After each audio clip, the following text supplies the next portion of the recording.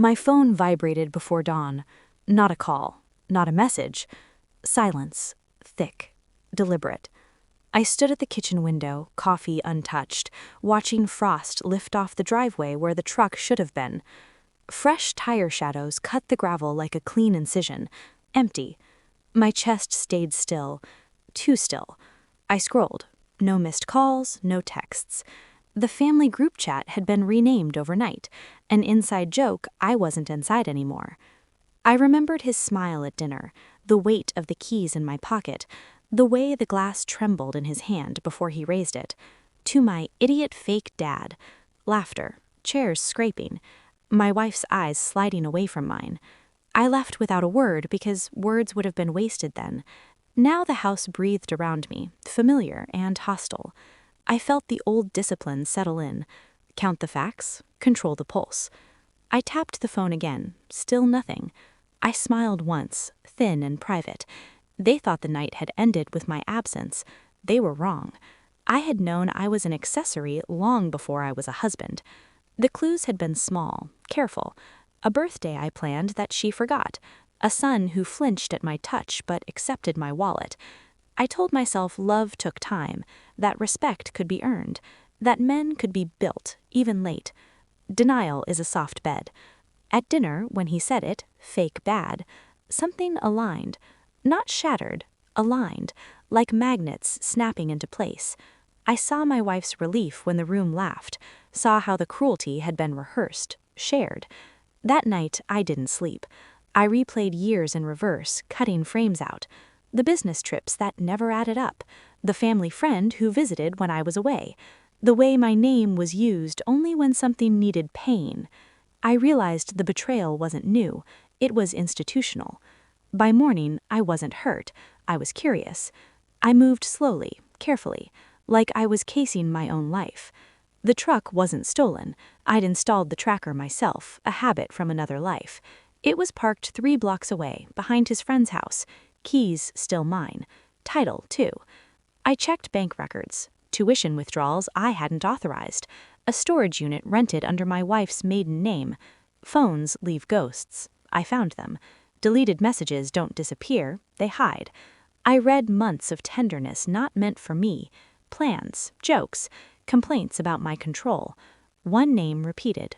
My brother. I sat with that for a long time. Then I ordered a DNA test. Not for him, for me. I needed to know if the lie went all the way down. While I waited, I behaved perfectly, paid bills, smiled thinly, let them believe the insult had worked. The house filled with a false calm, the kind predators trust. Every night I felt the storm push harder against my ribs. I let it. Pressure sharpens decisions. When the email came, I read it twice. Then I deleted it. I didn't need to remember. We sat at the table like civilized people. I slid the envelope across to her. Not dramatic, not angry, just paper. She opened, read again. Her face collapsed inward like a building losing power. "He's not mine," I said softly, not a question. Silence answered. I placed my phone beside the report. Messages queued, names visible, dates undeniable.